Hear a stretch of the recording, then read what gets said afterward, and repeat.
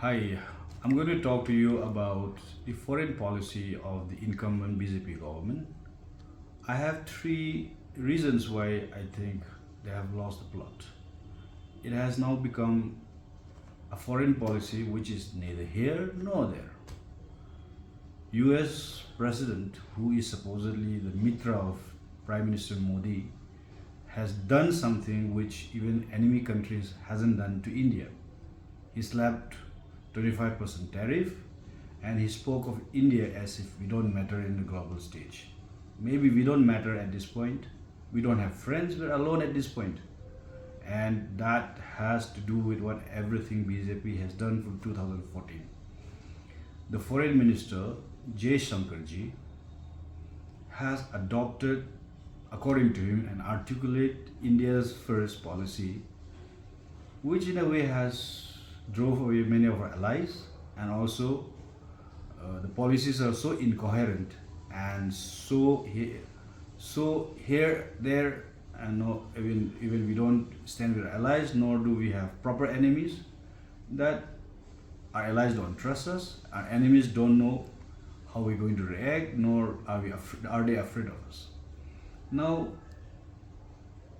India has always followed an independent foreign policy. We don't have enemies, but we were respected.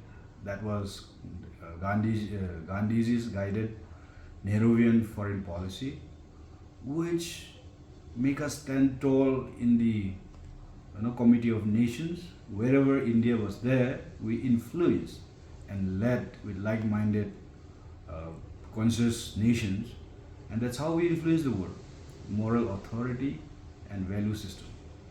Now, this government, while flexing their muscle, either they have flexed it halfway or they haven't. Now, 3 points. The one is the way we tackle a relation in the neighborhood with SAARC countries, Nepal, Bangladesh, Pakistan, Maldives, even Sri Lanka. It has all failed. This dismal kind of relationship has never been seen in the history of Indian foreign policy. So you can't claim success in terms of how articulate you are. Now, when it comes to Russia Ukraine policy, we voted with whom? Just to please the US, we voted against our own conscience. We didn't stand up to what is wrong. Now, do we have to sacrifice our foreign policy for a few million barrels of oil? And in spite of voting with Russia, Imran Khan was welcomed in the Russian capital. So there is another failure. In the Israeli-Palestine conflict, we have abandoned our moral stance, nor have we, spoke up for what we see as wrong, despite having a huge population of our own countrymen who are Muslims. Now, Israeli Prime Minister or the government is not even supported by consensus Israelis. Now the troll accounts are based in UP or in India. That has made us a pariah in the global world. Now we have lost our standing in Africa, in Latin America. We are a nobody. Now, in the neighborhood, the most important crisis or the most important country for India is Myanmar, which will take us closer to the Asian countries and the Asian market. The look is policy is basically designed to help us grow into a 5 trillion economy. But then Myanmar is crying out for help. The democratic forces are crying out for help. But we choose to look the other way, which will come to bite us in the future. Now, have we lost our moral fiber, or have we lost who we are as a nation for a few dollars, or to satisfy some corporate interests who accompanies Modi ji or the Indian foreign ministry officers visit across the globe? I think that has drawn a lot of eyeballs to what is wrong with India. Crony capitalism is something which no country respects. Now, in terms of a failure domestically, which affects our foreign policy, is the case of Manipur, the viral picture of two women being dragged naked.